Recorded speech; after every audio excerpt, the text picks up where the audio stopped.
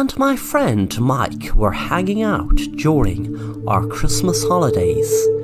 We were playing computer games. We were enjoying being inside in the cozy house as it was cold outside, but we soon got tired of being cooped up inside, so went out for a walk up the road from my house. We passed an old house that people said was haunted. My friend asked me, "Is that really haunted? It looks so cool." I said, "I'm not sure, is it haunted, but people say it is." My friend said, "We should go into that house, it would be so cool."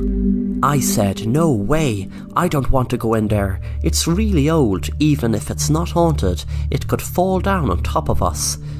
My friend laughed and said, "Come on, if we don't go into this house, we will be laughing about this in about 20 years' time, laughing that you were scared to go in."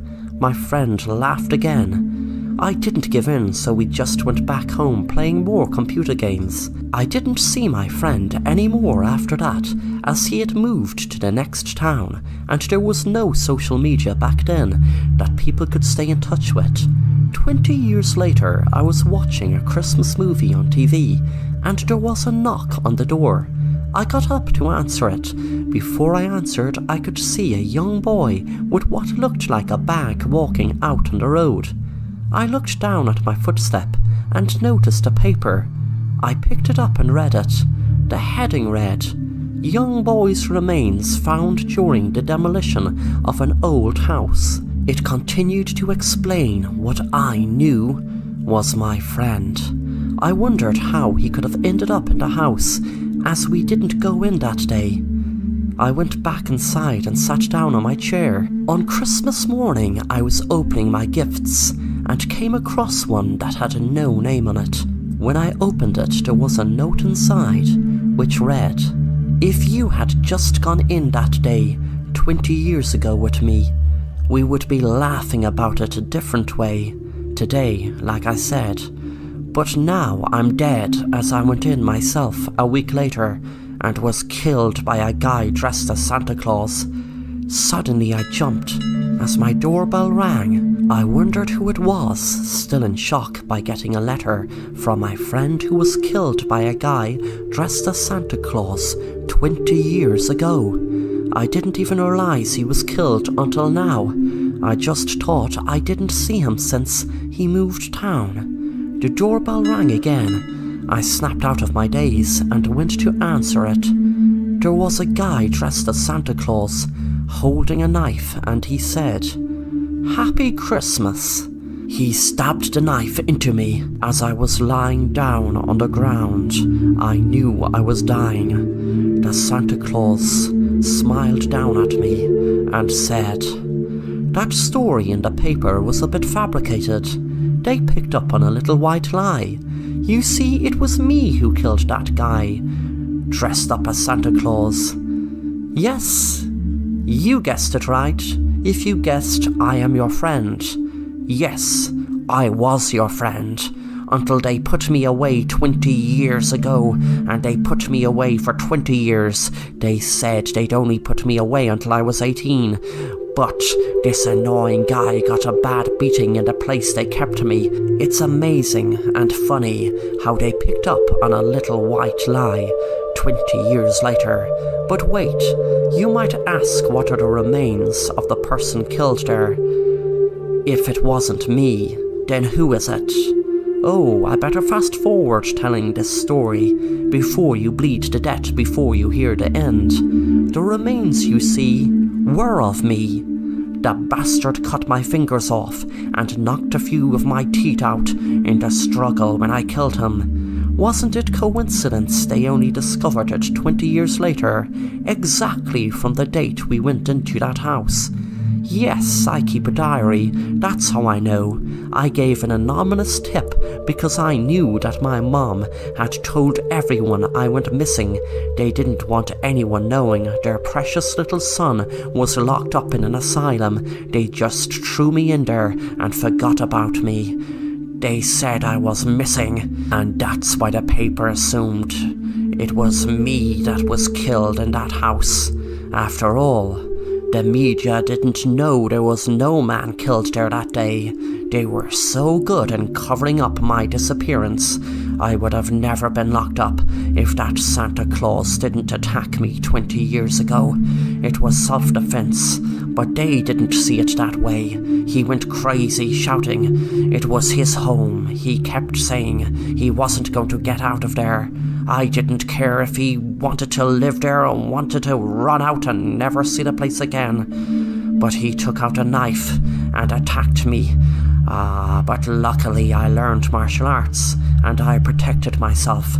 But they treated me like the criminal, not the victim.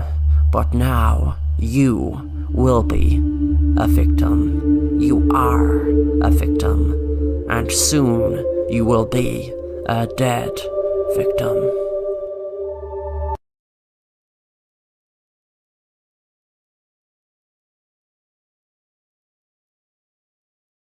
Two weeks later, I was in a hospital and was shocked I was alive.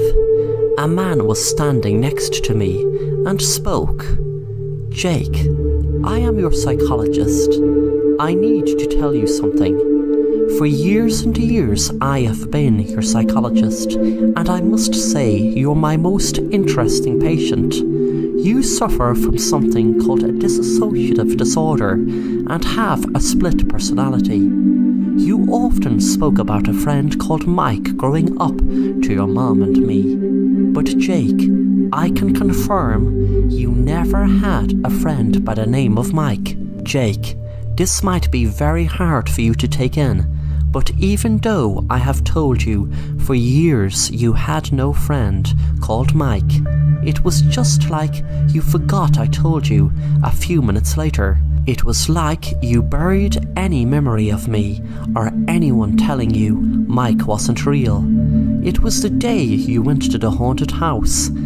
I got my first proof, and I'm sorry, Jake, but that is what had you committed to an asylum. It wasn't Mike who was in the asylum, Jake. It was you. The hidden cameras around your house took footage of you playing a computer game, talking to Mike, who wasn't there. And he was never there, Jake, because Mike didn't exist, except inside your own head. Mike is part of your split personality. That day, I followed you, filming you with my video camera. And Jake, I'm going to show you what I filmed. The man held up his phone and a video played. It was me outside the haunted house. And then I was inside the house, punching into thin air. Then I felt faint when I saw myself cut off my own fingers and pull a few of my teeth out. The man took the phone away and said, "Jake, after I showed this to your mom and the authorities, etc., we had no other choice but to have you put away in the asylum." I tried to whisper, and the man didn't hear me, so he came closer. I took out the fork I kept from dinner and stuck it in the man's eye, then said, "You should have left me and my friend Mike alone."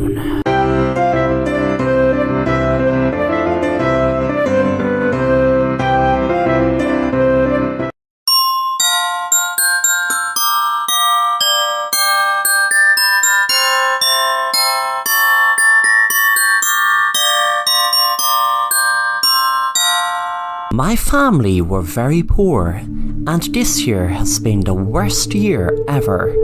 My dad was working long hours at a job that paid him next to nothing, and we still couldn't make ends meet. It was coming up to Thanksgiving, which meant there were lots of expense if we were to get a Thanksgiving dinner. It was just me and my sister and parents, but still there was Christmas coming up and we need money if we were to buy presents, etc. We say every year we won't get excited about Christmas, but when it comes to it, we always do. No matter how hard we had it, my dad always made sure Santa Claus would always come to us at Christmas time. We were just about to give up on Christmas time when my dad was offered an extraordinary deal. This man that looked like he was working for the government or was a secret agent approached my dad one day randomly outside the mall. The man said, "Hello sir, let me introduce myself as Mr. Change. I call myself Mr. Change because I make people's lives change. I can't say where or how I heard about your unfortunate circumstances, but the main thing is I did, and for that reason it makes you a very lucky man. The reason it makes you a very lucky man is because I can change your life totally. I can set you up in a high-paying job with holidays paid for 4 times during the year. The first year you will be exempt from paying any tax, and you will also be given a new luxury home and car. Please don't say anything or give me any answer until I finish what I am about to tell you. This is an experiment you may call that is given to people in need. That's people in situations like yours. You are working around the clock and see no signs of it, but I am giving you the opportunity to that all change. All you need to do is come to a secret location where you and your family will be blindfolded to and taken to enjoy a lovely Thanksgiving meal. We will have top chefs preparing the meal. After the meal, you will be automatically given the opportunity of a lifetime. Your luxury car will be outside your door when you arrive home, and there will be directions put in the GPS to your new luxury home, which will still be in your same neighborhood. You will be able to start your new job next week, and to top it off, we will be putting $100,000 into your bank account to set you up. You will have another task at Christmas time, where you will have to cook the Christmas dinner this time. You will be given the ingredients, and all you have to do is be the chef. When you have the dinner cooked and eaten, you will be able to enjoy your life of luxury with no more things to do. You will have no more tasks, but if you don't finish the task of cooking the meal, then I am afraid everything will be taken from you, and you will be back to the way you are right now. On Thanksgiving, we were all put into a car and blindfolded. It all seemed really weird and like something out of a thriller movie, but my dad told me that it will be all worth it, that our lives will change completely for the best. When we arrived and were in the secret location, we all ate the most beautiful tasty dinner. It wasn't turkey, but it tasted beautiful. From Thanksgiving to Christmas, we were living the high life my dad enjoyed, driving around in a sports car, and my mom loved shopping for dresses and getting the best makeup artists to get her ready for big nights out. My dad and her used to go to. They usually loved going to fancy restaurants. When it came to Christmas Day, the same man was in our house. He looked at my dad and said, "Well done, sir, you are doing great. You have just one more task to do, and then this luxurious life is all yours. This is a pass-it-on experiment, but you're not to tell a living soul about what it is. Otherwise, you will have everything stripped away. The next task and last task is the same as what the other lucky people did before ye. They are now living the most luxurious lifestyle you can imagine. All you need to do is pick a family member, your son, your daughter, or your wife, and kill whoever you choose with this gun. Then cook them, and whoever is alive out of the tree, then eat the body." That's what the other family did, and they never looked back. Me and my dad and mom and sister all froze and thought he was kidding, but after a while we knew he wasn't. My dad took the gun and held it up to my mom and pulled the trigger. We are now rich, but I'd rather be pinless than my mom have been killed.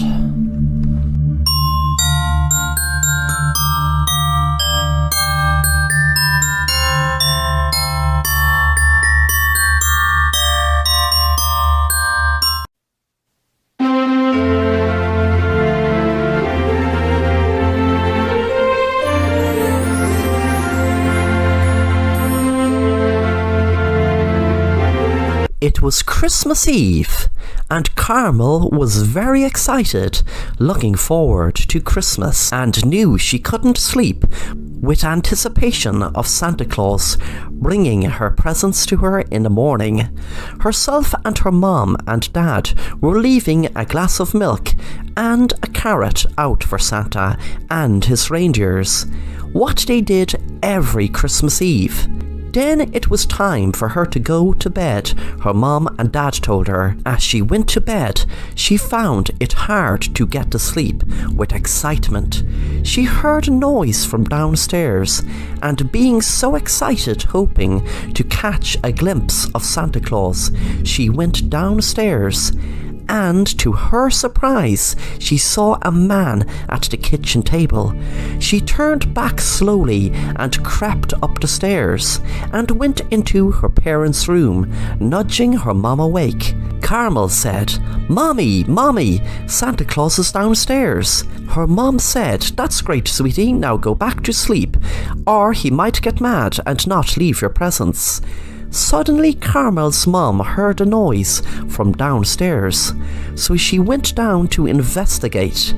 Her heart pounded in her chest when she saw a black figure in her kitchen running out of the door with their turkey. Carmel couldn't understand why her mom was so afraid. The figure Carmel thought to be Santa was a thief who broke into their house on Christmas Eve.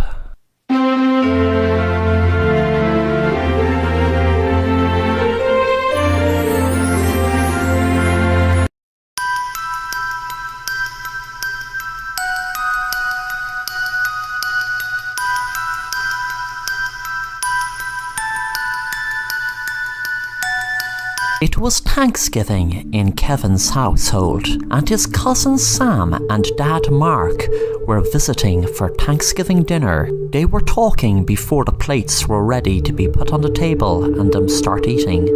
Sam was talking about his dad and his keen interest in spiders. Sam said, "My dad has loads of different spiders, and did you know that each year when we are asleep, there are lots of different spiders crawl into our mouths during our sleep?" Kevin said, "Don't say something so stupid and which isn't true. We are going to be eating dinner soon. We don't want to hear you lie about spiders crawling into our mouth. That is disgusting, and of course it isn't true." Sam got angry and said to his dad, "Dad, tell him it's true. Tell him that spiders do crawl into people's mouths when they are asleep." His dad said, "Son, that isn't exactly the topic of conversation we want to be having at Thanksgiving dinner." That night, Kevin went to bed early, while Sam was sleeping in the spare room.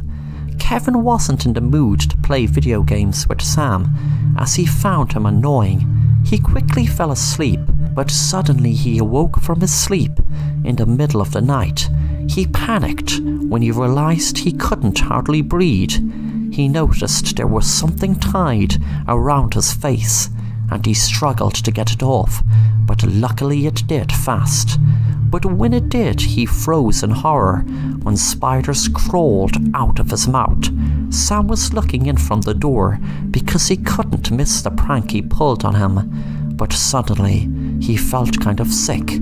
Within minutes he dropped to the ground after being bitten by a poisonous spider while putting them in Kevin's mouth. Kevin suddenly felt sick also, and they both died from spider poisoning from spiders Sam had stolen from his dad's bedroom, not knowing that one of them was a poisonous spider.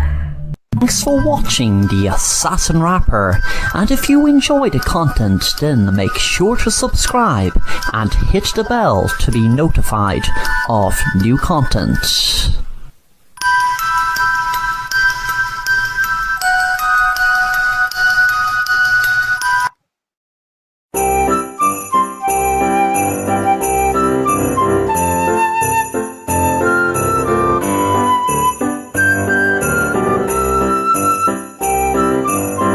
Mary's mom told the parents of the other kids to not pay no attention to her imaginary friends and don't laugh at them. So they did what they were told, and just played along when she was speaking to her imaginary friends.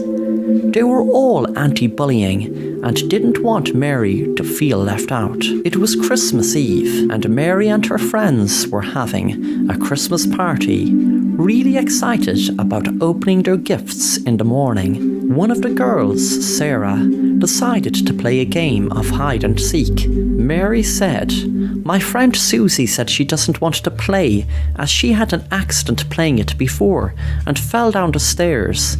It was on Christmas Eve also." Sarah said, "Of course we can play, Mary. Plus, we won't go near the stairs. We will shut the hall door and just play in the rooms not near any stairs." Mary eventually agreed, and they all found their hiding places. Sarah found this door that she never remembered seeing before, but before she knew what it was, she fell down the stairs towards the basement. By the time she hit the floor, she was dead. It took just a few minutes to Mary find her. She started screaming, and she was so upset that she had forgot there was a stairs going down to the basement. She put the light on and could see Sarah down below, and knew she must have been dead, as she was lying in a pool of blood. Suddenly, all the girls screamed when they saw a girl kneeling next to Sarah below, and she looked up at them with a sinister smile. They all screamed and ran to tell their parents of the girl they just saw. Their parents were mad at them for using an imaginary person as an excuse to cover up for what really happened. But one of the moms played along, but she guessed what did happen. It was the same girl she saw in her dreams every night. The girl who she babysat years and years ago. And she never forgave herself for not watching her more. And the girl never forgave her either. Because if she did watch her more, she would have never fallen down those stairs. Thanks for watching The Assassin Rapper, and if you enjoy the content, then make sure to subscribe and hit the bell to be notified of new content.